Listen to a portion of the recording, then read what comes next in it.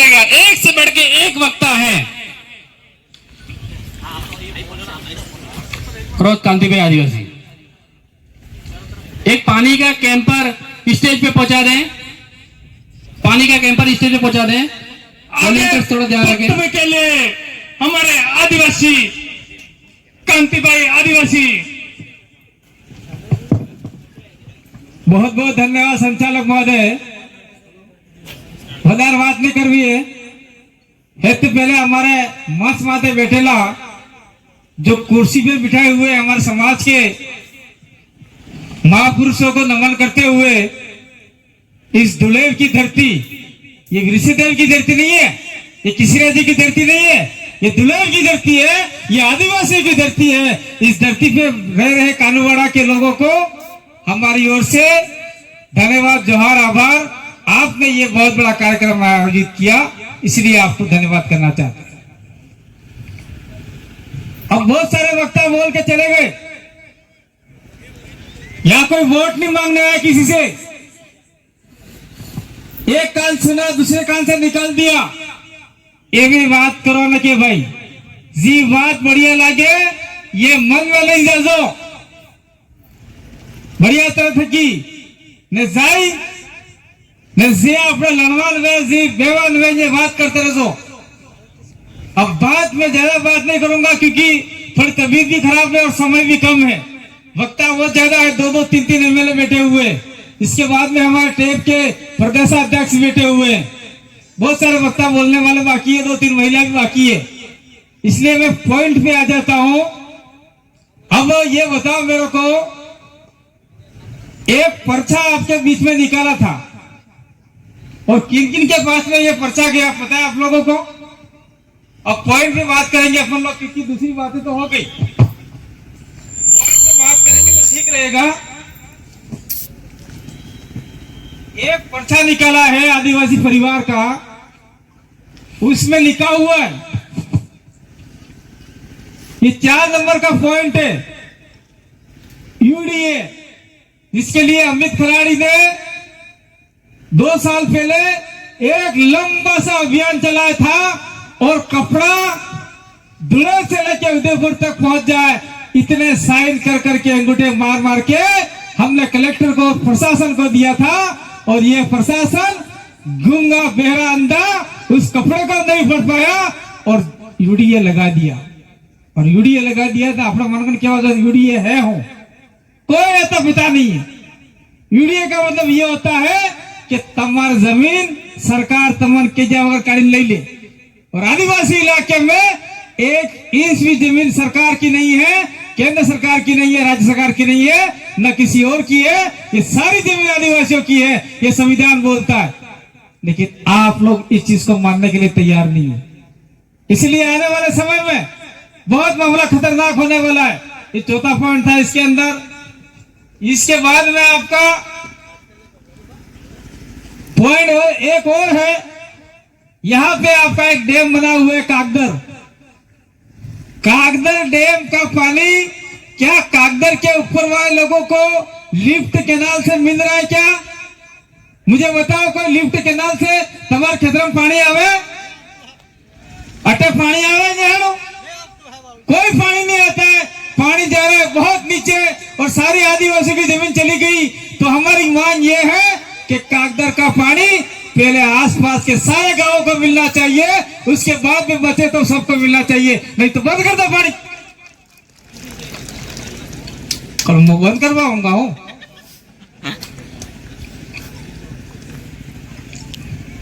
ये पानी बंद करने का काम आपकी ग्राम सभा मिलकर करेगी और ग्राम सभा कहेगी कि पानी पहले हमारे खेतों में आना चाहिए, हमारे घरों में आना चाहिए।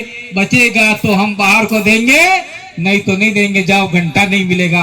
अगर इस दिन आपने कहना चालू कर दिया तो सरकार भी आपके पास आएगी। और जहां जहां नालियां नहीं बनी है, सिंचाई के लिए पानी नहीं निकल रहा है, वहां नालियां बना के आपके गांवों तक पानी पहुंचाने का प्रयास करेगी। प्रयास क्या, पानी मिल जाएगा। और ये पानी खाली और खाली कोई राजनीतिक पार्टी नहीं दिला सकती, न बीजेपी, न कांग्रेस, न वो, न ये, कोई पार्टी नहीं दिला सकती। खाली और खाली आदिवासी परिवार दिल प्रदेश और आदिवासी समुदाय दिला सकता है। आज पार्टियां हैं, कल टूट सकती है। आज पार्टियां हैं, कल बिखर सकती है। आज किसने क्या देखा था? देश के अंदर इतने सालों से कांग्रेस राज कर रही है, कांग्रेस का सुपड़ा साफ हो जाएगा, किसको क्या पता था? इसके बाद में 1982 में बीजेपी की खाली 2 सीटें आई थी, किसको क्या पता था कि लगातार 3 बार से केंद्र में मोदी सरकार बैठेगी, बीजेपी सरकार बैठेगी, लेकिन आज बैठी हुई है।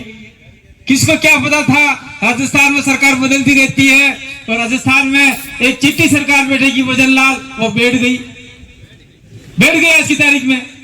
और आदिवासी त्राहिमाम कर रहा है, उसके लिए कोई देख नहीं रहा है। मैं कहना चाहता हूं उदयपुर जिले के तमाम वासियों को, मनकर कहना चाहो, या अमित खराड़ी बैठे हुए, सबसे पहले आंदोलन अमित खराड़ी किया था गिरवा में।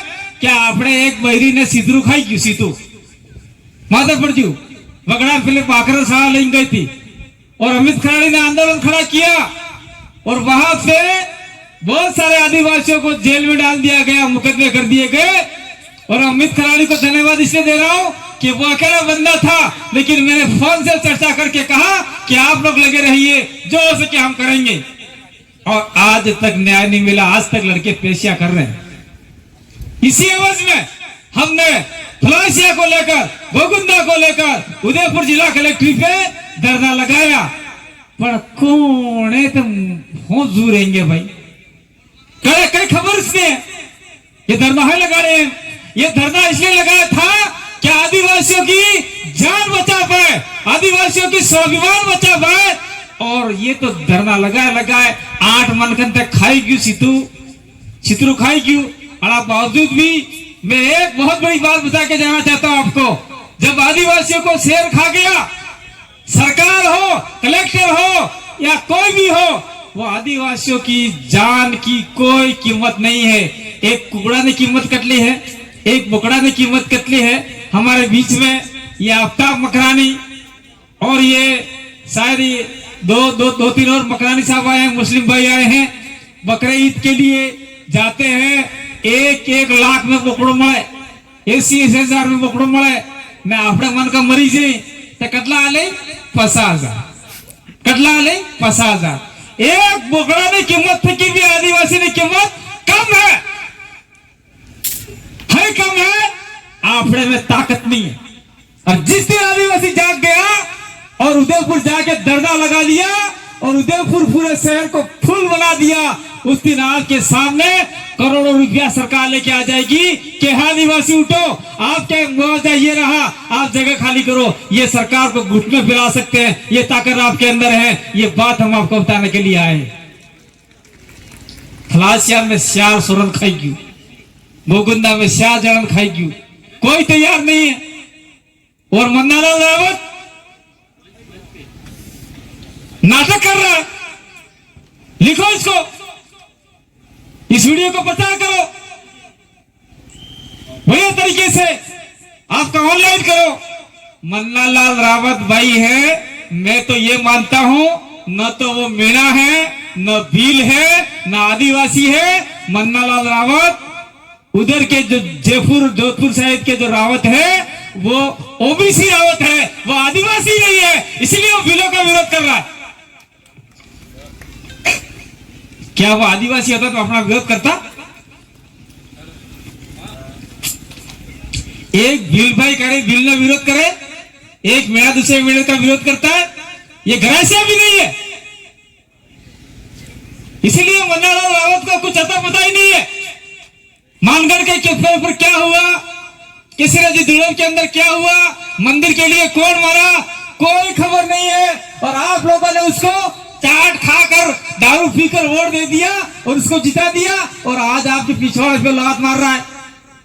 मैं तो कहता हूं, आपके गांव के अंदर, आपके ब्लॉक के अंदर, आपके विधानसभा के अंदर वो आदमी आता है तो काले झंडे दिखाना स्टार्ट करो, भगा करो उसे। कोई जरूरत नहीं ऐसे आदमी की जो हमारे समाज को बदनाम करता है। मेरे को अभी सवेरे से रहा था, एक भाई ने कहा कि मुझे आपका इंटरव्यू लेना है। मैंने कहा मैं इंटरव्यू नहीं दूंगा। ये शायद हमारे सागवाड़ा के एक भाई थे, मैं इंटरव्यू नहीं दूंगा आपको। क्यों नहीं दूंगा? कि मन्नालाल रावत सही बोल रहा है। क्या सही बोल रहा है? कि बिल प्रदेश के लिए आंदोलन नहीं था, और नहीं था मन्नालाल के हिसाब से नहीं था, क्योंकि मन्नालाल रावत बिल ही नहीं है, इसलिए वो कहेगा भाई बिल होता कहता नहीं, बिलों के लिए आंदोलन था। आज देश के आदिवासी सोचते हैं डूंगरपुर, बांसवाड़ा, प्रतापगढ़, उदयपुर, दक्षिण राजस्थान के आदिवासियों की ओर देश के आदिवासी टक टक निगाहों से देखे हुए हैं कि यहाँ पर कोई तो है जो आदिवासियों को जगा रहा है। यहाँ स्प्राइट की तरह आदमी आगे बढ़ रहे हैं, आदिवासी को अधिकार को लेके सड़क से लेके संसद तक पहुंच गए, सड़क से लेके विधानसभा तक पहुंच गए। ऐसे यहाँ पे आदिवासी पैदा हो रहे। टंटिया भील की संतानें हैं, पुजा भील की संतानें हैं, वीर कालीबाई कलासवा की संतानें हैं। ये सारे आदिवासी अपने आप में एक मुट्ठी में होके लड़ाई लड़ रहे हैं, और हमको भी साथ में जाना चाहिए। आज देश का आदिवासी, चाहे छत्तीसगढ़ का हो, चाहे झारखंड का हो, चाहे उड़ीसा का हो, चाहे नॉर्थ ईस्ट का आदिवासी हो, सारे आदिवासी हमको बुला रहे, आप हमारे इलाके में आओ। हमने कहा कि हमने किसी को नहीं बुलाया, हम खुद जाग गए, और जागने के बाद में हमने तैयार किया, और तैयार करने के बाद में हमने संसद में भेजे, विधानसभा में भेजे हमारे लोग, और हमारे अधिकारों की आवाज उठा रहे हैं। इसलिए मैं कहना चाहता हूं, अभी ये राजनीतिक मंच नहीं है, ये सामाजिक मंच है। अभी हमारे लोगों ने कहा था आपकी संस्कृति बचाओगे तो आदिवासी जिंदा रहेगा, अगर आपकी संस्कृति खत्म कर दी तो आदिवासी ही खत्म हो जाएगा। फिर कौन से जल जंगल जमीन, कौन से अधिकार, कौन से आरक्षण के लिए लड़ोगे? सब आपके अधिकारी खत्म कर दिए जाएंगे तो आपका सारा मामला खत्म हो जाएगा, जीरो हो जाएगा। और मैं कहना चाह रहा हूं कि यहाँ का जो आपका एमबीसी का जो गठन हुआ था, ये हम बैठे हुए परवीन परमार बैठा हुआ है। परवीन परमार ने 2 बार चुनाव लड़े, वो आदिवासी परिवार के साथ में हमारे साथ कंधे से कंधा पहले काम कर रहे थे परवीन परमार, और उसको हमने आगे किया, और वो हाईकोर्ट के अंदर केस लगाया, और केस लगाने के बाद में जब काकी डुंगरी कांड हुआ तब यहाँ से एमबीसी को भगा दिया अजमेर के साइड में, और हाईकोर्ट ने फटकार लगाई सरकार को कि यहाँ की जमीन जो भील मेवाड़ भीलकोर है, वो जमीन आपके यहाँ के आदिवासियों की है, यहाँ पे राजस्थान पुलिस नहीं ले सकती, और वो जमीन वापिस आपको मिली। और मैं कहना चाहता हूँ यहाँ पर आप लोगों सबको, अगर आपके बच्चे पढ़ाते हो तो सरकार को कह दो कि एमडीसी के अंदर यहाँ का स्थानीय आदिवासी के साथ में, हमारे साथ में जो रह रहा है, उनकी भर्ती होनी चाहिए।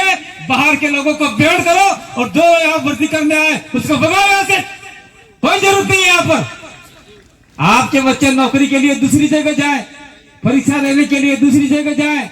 कल परसों देख लो सलूम्बर के अंदर 4-5 बच्चे एक्सीडेंट के साथ में मर गए। क्या दिया सरकार ने? 1 रुपया नहीं आज भी, फूटी कोड़े नहीं आज भी। स्थिति बहुत खराब है हमारी। और मान लो इस जगह पर कोई गैर आदिवासी मर जाता, बच्चा मर जाता, हम किसी जाति समाज के दुश्मन नहीं है, लेकिन इस जगह पर कोई गैर आदिवासी मर जाता तो सरकार दौड़ के आती, 1 करोड़ रुपया सरकारी नौकरी, 50 लाख रुपया सरकारी नौकरी। आदिवासी मर गया, फोकट का मर गया, मरने दो सालों, क्या फर्क पड़ता है? क्या हम इसी लायक है? या हम एकता में आएंगे, लड़ाई लड़ाएंगे?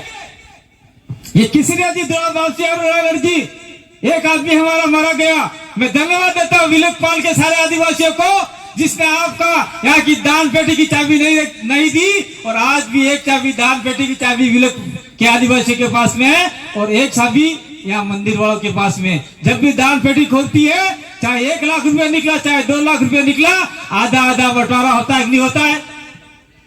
होता है कि नहीं होता है? किसी क्या ये विलोक वाले बोलो, मुझे खड़े होकर कोई भी आदमी नारायण गोला फिटे ले लियो, ले लो पेटी। सरकार ने ये करार किया है, जब भी पेटी खुलेगी तो आधा पैसा तुम्हारा आदिवासियों का, आधा जैनों का। लेकिन आप लोग पैसा मांगने के लिए तैयार ही नहीं हो। आज नारियल गोल्ड मिल रहे, आने वाले समय में मंदिर में घुसने नहीं दिया जाएगा आपको, जाओ अगर सावधान नहीं रहे तो। ज्यादा बात नहीं करके मैं अपनी बात को यह विराम दूंगा, लेकिन मैं कहना चाहता हूं कि आपका ये जो 5 अक्टूबर का कार्यक्रम आ रहा है, डॉक्टर राम मीणा ने कहा है, उधर वो आमरण अनशन कर रहे।